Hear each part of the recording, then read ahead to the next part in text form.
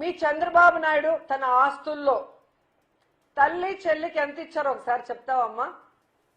Heritage ఆస్తుల్లో తల్లి చెల్లికి ఎంత ఇచ్చారో ఒకసారి చెప్తారమ్మా? ఈరోజు లెక్కలు చెప్పడానికి మీ నాయకుడి దగ్గర ఆయన కొడుకు దగ్గర సమాధానం లేదు.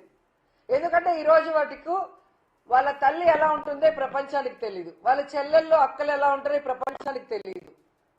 వాళ్ళందరినీ ఎక్కడో అట్టడుగున పడేసి తాను మాత్రం మోసాలతో వెన్నుపోట్లతో ఈరోజు ముఖ్యమంత్రి స్థాయికి ఎదిగి ఈరోజు తాను తన పెళ్ళాం తన కొడుకు తన కోడలు మనోడు తప్ప ఈ ప్రపంచంలో ఎవరికి ఏ సహాయం చేయని చంద్రబాబు నాయుడు మాట్లాడుతుంటే మీరు తానా అంటే తందానని మాట్లాడుతున్నారే.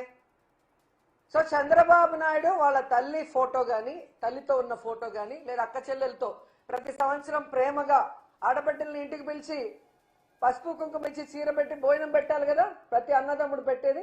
మరి ఎన్నిసార్లు పెట్టాడో ఆ ఫోటోలు ఒకసారి బయట పెడితే ఈయన తల్లి చెల్లికి ఎంత ప్రేమ ఇచ్చాడు, ఎంత గౌరవం ఇచ్చారు, ఎంత ఆస్తులు ఇచ్చారు, ఎంత విలువలతో ముందుకెళ్ళాడో అనేది మేము కూడా చూస్తాం.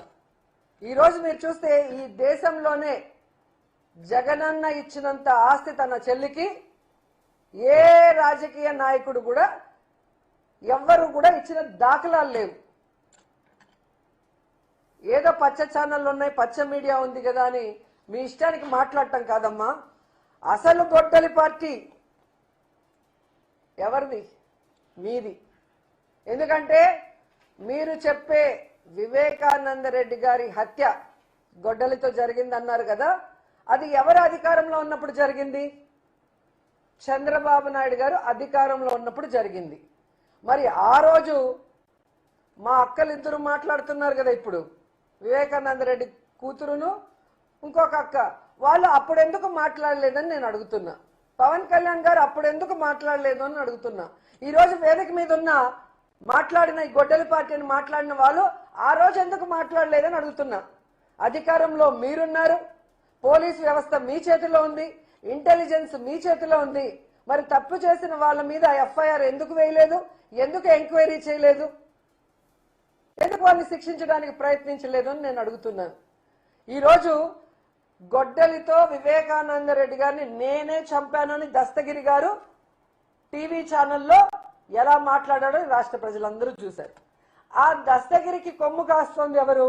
తెలుగుదేశం పార్టీ నాయకులు. మీరు మీ పచ్చ ఛానళ్లలో మీ డిబేట్లలో ఆయన కూర్చోబెట్టుకొని ఒక హంతకుడితో మీరు ఎలా మాట్లాడిస్తున్నారో అందరూ చూస్తున్నారు. ఎందుకు మీరు మీరు అని నేను అంటున్నానంటే, ఈరోజు దస్తగిరికి కానీ మీకు కానీ కేసుల్లో వాదాడటానికి వచ్చేవాళ్ళు ఎవరండి? లాయర్ సిద్ధార్థ లూథ్రా గారు. ఆయన ఒకసారి రావాలంటే ఎన్ని లక్షలు ఇవ్వాలో అందరికీ తెలుసు.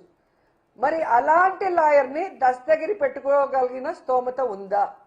మీ లాయరే దస్తగిరికి కూడా ఉన్నాడు అంటే చంద్రబాబు నాయుడు, దీంట్లో ఎవరి హస్తం ఉంది?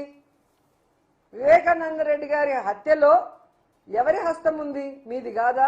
మీ పార్టీది కాదా? మీది కాదా గొడ్డలి పార్టీ? మా మీద దుమ్మేసి డైవర్షన్ పాలిటిక్స్ చేయాలనుకుంటే ఈరోజు ప్రజలు ఎవ్వరూ కూడా నమ్మే పరిస్థితి లేదు. ఎందుకంటే మీది ఒక్క గొడ్డలి పార్టీయే కాదు, మీది వెన్నుపోటు పార్టీ. మీకు రాజకీయ భవిష్యత్తు ఇచ్చి నీకు పిల్లనిచ్చిన మామ ఎన్టీఆర్కే వెన్నుపోటు పొడిచిన మహానుభావుడు నువ్వు. నీది వెన్నుపోటు పార్టీ. అలాగే చెప్పుల పార్టీ. మామ గెలిపించుకున్న పార్టీని లాక్కొని ఆయన గెలిపించిన ఎమ్మెల్యేలతోనే ఆయన మీద చెప్పులేసిన గొప్ప నాయకుడివి నువ్వు. నీది చెప్పు.